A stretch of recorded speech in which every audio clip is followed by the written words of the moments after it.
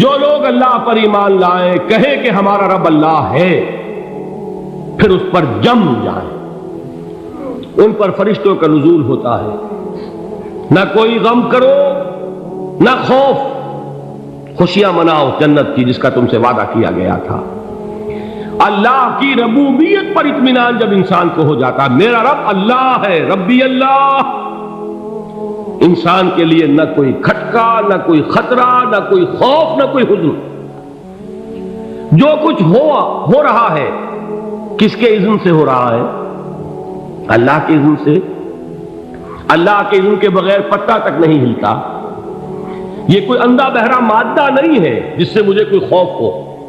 اندھا بھینسا چلا آ رہا ہو اس سے تو ڈرنے کا ہر انسان کو ڈرنا چاہیے، نہ معلوم کس کو ٹکر مار دے، لیکن نہیں، اس کائنات کو چلانے والا ایک سمیع و بصیر خدا ہے، وہ جو میرا دوست ہے، میرا ولی ہے۔ اللہ ولی الذین آمنوا یخرجہم من الظلمات الی النور۔ اللہ اہل ایمان کا ولی ہے، ساتھی ہے، پشت پناہ ہے، مددگار ہے، حمایتی ہے۔ بتائیے جسے یقین ہو جائے کہ اللہ میرا مددگار، اللہ میرا محافظ، اللہ میرا پشت پناہ، اللہ میرا حمایتی، اس کے لیے کوئی خوف ہوگا؟ اس سے کوئی ڈر ہوگا؟ میں مثال دیا کرتا ہوں ایک بہت سادہ، پنجاب کے دیہات کی۔ تو بڑا چودھری ہے اور کوئی غریب کسان ہے۔ اس غریب کسان کے جانوروں کو ہر وقت اندیشہ ہوگا چوری کا، کوئی میری بھینس کھول کر نہ لے جائے، کوئی میرا بیل کھول کر نہ لے جائے۔ لیکن جس کے بارے میں یہ سب کو معلوم ہو کہ وہ جو بڑا چودھری ہے وہ اس کا دوست ہے، اس کی بچیا کو کوئی خوف ہوگا؟ اس کی بھینس پر کوئی ہاتھ ڈالے گا؟ اسے کوئی اندیشہ ہوگا؟ نہیں۔ کیوں؟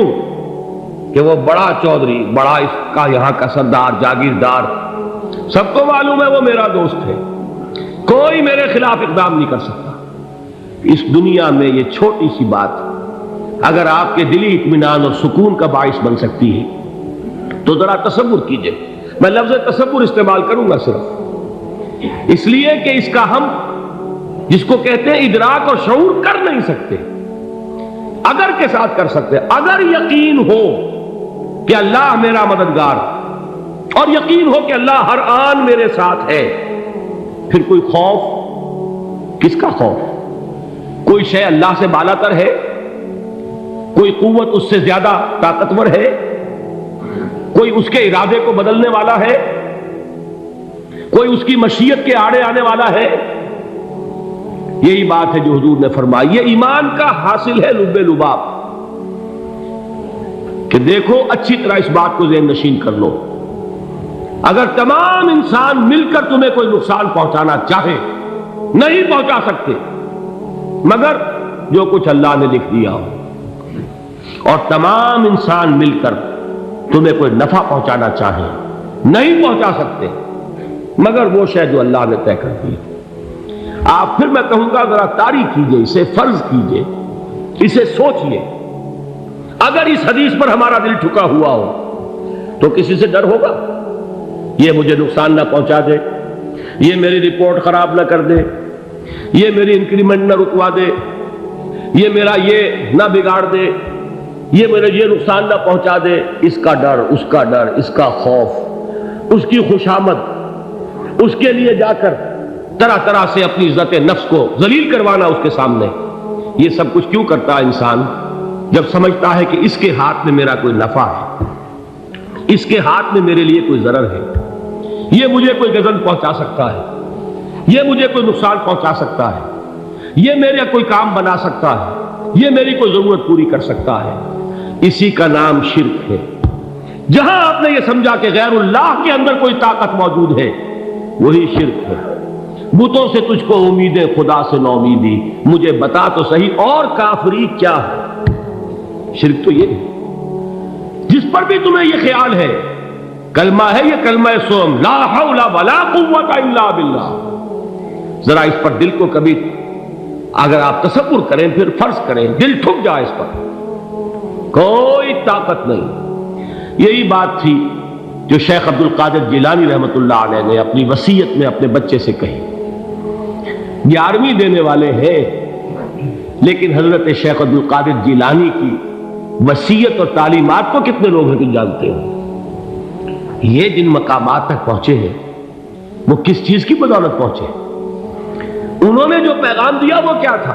اے میرے بچے، جس طریقے سے قرآن مجید میں حضرت لقمان کی نصیحتیں جو ہے نقل کر دی گئی ہیں، میں یہ عرض کروں گا بالفرض اگر قرآن حضرت عبد القادر جیلانی کے بعد نازل ہوا ہوتا تو شیخ عبد القادر کی یہ نصیحتیں بھی قرآن میں درج ہوتی. اتنی اونچی نصیحتیں ہیں.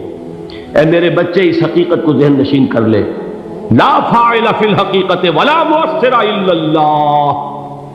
اس کائنات میں نہ کوئی فاعل حقیقی ہے نہ مؤثر حقیقی ہے سوائے اللہ کے. کسی شے میں کوئی تاثیر نہیں اگر اللہ نہ چاہے. آگ جلا نہیں سکتی اگر اللہ نہ چاہے. پانی ڈبو نہیں سکتا اگر اللہ نہ چاہے. زہر ہلاک نہیں کر سکتا اگر اللہ نہ چاہے. کوئی چیز فائدہ نہیں پہنچا سکتی اگر اللہ نہ چاہے. تو در در پہ کیوں سر جھکاتے ہو؟ در در پر کیوں جبیں سائی کرتے ہو؟ سب کے سامنے کیوں ہاتھ پھیلاتے ہو؟ ایک اللہ سے مانگو، ایک اللہ کے سامنے زمین پر اپنی جبین رکھو. لا فاعل فی الحقیقت ولا مؤثر الا اللہ. نظر آتا ہے ہمیں کہ پانی پیاس بجھا دیتا ہے. پیاس بجھانے کی صلاحیت پانی میں نہیں ہے، اللہ کے اذن سے. کھانا بھوک مٹا دیتا ہے. بھوک مٹانے کی صلاحیت کھانے میں نہیں ہے، اذن رب میں. دیکھیے یہی یقین تھا. حضرت موسیٰ علیہ السلام کا واقعہ یاد کیجئے. سامنے سمندر آ گیا ہے، قوم دیکھتی ہے پیچھے کہ گرد و غبار کا طوفان. معلوم ہوا کہ فرعون اپنے لشکر سمیت آ گیا. لشکر جب چلتا تھا تیز رفتاری کے ساتھ تو گرد و غبار کا جو طوفان اٹھتا تھا اس کا تصور کیجیے. اور لمحہ بلمحہ وہ قریب آ رہا ہے. پوری قوم نے کیا کہا؟ اے موسیٰ انا لمدرکون، اے موسیٰ ہم کو پکڑے گئے. قرآن مجید میں تو یہاں وہ باتیں نہیں لکھی ہیں، لیکن تورات میں یہ درج ہے کہ بنی اسرائیل جھگڑنے لگے، دست و گریبان ہو گئے موسیٰ کے ساتھ. موسیٰ نے یہاں مروایا لا کر، اس سے تو ہم ہی بہتر تھے. وہاں کھانے کو ملتا تھا، زندگی تو تھی، بیگار ہم کر رہے تھے، موت تو نہیں تھی. اب جو کچھ ہوگا اس کا تصور کرو، جس طریقے سے ہمارے ٹکڑے اڑائے جائیں گے. تو لڑ رہے ہیں حضرت موسیٰ علیہ السلام سے. یہ تورات کی تفصیل ہے. قرآن میں صرف اتنا آیا ہے، پریشان ہو کر انہوں نے کہا انا لمدرکون، موسیٰ ہم کو پکڑے گئے. اس وقت موسیٰ کا جواب کیا ہے؟ کلا ان معی ربی سیہدین. نہیں، میرے ساتھ میرا رب ہے، وہ راستہ دے گا. بتائیے کہاں راستہ نظر آ رہا ہے؟ یہ ہے ایمان بالغیب. راستہ نظر نہ آئے تب اللہ پر یقین ایمان ہے. جیب میں پیسے ہوں اور تب دل کو اطمینان ہے تو ایمان کس پر ہوا؟ پیسے پر، اللہ پر نہیں. جب وسائل و ذرائع نہ ہو اور پھر یقین ہو کہ اللہ مسبب الاسباب ہے، وہ اسباب کا پابند نہیں ہے، وہ اسباب کا محتاج نہیں ہے، اسباب اس کے محتاج ہے. اگر یہ یقین ہے تو اللہ پر ایمان ہے. یہ نہیں ہے تو تمہارا ایمان اسباب پر ہے، وسائل پر ہے، ذرائع پر ہے، مادیات پر ہے، اللہ پر نہیں. اس وقت کہاں راستہ تھا؟ کوئی راستہ تھا؟ سمندر ہے اور ادھر سے لشکر آ گیا ہے. کلا ان معی ربی سیہدین. اب دیکھیے ایمان کہہ دینا آسان ہے، ہوا معکم اینما کنتم، جہاں کہیں بھی تم ہوتے ہو اللہ تمہارے ساتھ ہوتا ہے. لیکن اس کا یقین قائم ہو جائے تو زمین و آسمان کا فرق واقع ہو جائے. یہی بات ہوئی حضور کے ساتھ. غار ہے، چھپے ہوئے ہیں محمد رسول اللہ اور آپ کے وہ یار غار ابو بکر صدیق رضی اللہ تعالی عنہ. اقبال نے حضرت ابو بکر کی شان میں چند اشعار کہیں صرف، لیکن واقعہ یہ ہے کہ بھاری بھاری نظموں پر اور قصیدوں پر بھاری ہے. طویل ترین نظمیں اور قصیدے ہوں ان پر بھاری ہے. ہمتیں ابو بکر کی ہمت جو ہے کشت ملت را چو ابر، جیسے بارش سے کھیتی اپجتی ہے، ابو بکر کی ہمت اور عزیمت اس امت کو اسی طرح سینچنے والی ہے۔ ثانیے اسلام و غار و بدر و قبر، وہ دوسرے تھے اسلام میں، دوسرے پہلے کون تھے؟ انا اول المومنین، حضور فرماتے ہیں سب سے پہلا ایمان لانے والا میں، دوسرے ابو بکر۔ ویسے ہمارے ہاں یہ چلتا ہے اختلاف، حضرت علی پہلے ہیں کہ حضرت ابو بکر پہلے ہیں، لیکن اس میں بڑی خوبصورت تطبیق قائم کی ہے علماء نے، اور بہت صحیح ہے۔ چار کے بارے میں فیصلہ ہی مت کرو کہ کون پہلے، ان کی ایک عجیب تقسیم کر دی ہے۔ آزاد مردوں میں، بالغ مردوں میں سب سے پہلے ابو بکر، بچوں میں سب سے پہلے علی، خواتین میں سب سے پہلے خدیجہ، اور غلاموں میں سب سے پہلے زید بن حارثہ۔ بڑی پیاری تقسیم ہے، یہ چاروں ہی پہلے ہیں، ہر ایک کے لیے اولیت ہے۔ اور واقعہ یہ ہے کہ اگر زمانی اعتبار سے تعین ہوگا تو پہلے خدیجۃ الکبریٰ آئیں گی رضی اللہ تعالی عنہ، کسی اور سے بات کرنے کی نوبت بعد میں آ سکتی ہے، پہلے تو اہلیہ محترمہ سے بات ہوئی، آتے ہی پہلی وحی ہوئی ہے، ابھی تبلیغ کا حکم نہیں تھا۔ کس کو بتایا واقعہ؟ ابھی اپنی نبوت کی تبلیغ کا تو حکم ہی نہیں آیا، واقعہ کس کا ہے؟ وہ خدیجہ کا ہے۔ جب کہا ہے کہ خشیت علی نفسی، مجھے اپنی جان کا اندیشہ ہے، تو کیا جواب دیا خدیجہ نے رضی اللہ تعالی عنہا؟ وہ صدیقۃ الکبریٰ ہے، صدیقات جو ہے خواتین ان میں چوٹی پر خدیجۃ الکبریٰ ہے رضی اللہ تعالی عنہا، اور صدیق جو مرد ہیں ان میں صدیق اکبر ہے ابو بکر صدیق رضی اللہ تعالی عنہ، لیکن صدیقات میں چوٹی پر۔ جب حضور نے فرمایا خشیت علی نفسی، کیا فرمایا، کیا عرض کیا، کیسے تسلی دی؟ نہیں نہیں، اللہ آپ کو ضائع نہیں کرے گا، آپ غریبوں کے ہمدرد ہیں، آپ مساکین کے تکالیف رفع کرنے والے ہیں، آپ بیواؤں کی سرپرستی کرتے ہیں، آپ مسافروں کی خدمت کرتے ہیں، اللہ آپ کو ضائع نہیں کرے گا۔ یہ یقین ہے اس خاتون کے اندر۔ خیر وہ ایک علیحدہ بات ہو جائے گی۔ میرے دل پر حضرت خدیجہ رضی اللہ تعالیٰ عنہ کی شخصیت کا بڑا گہرا نقش ہے، جو وہ کوئی اور ہی وقت اور موقع ہوا تو بیان ہوگا۔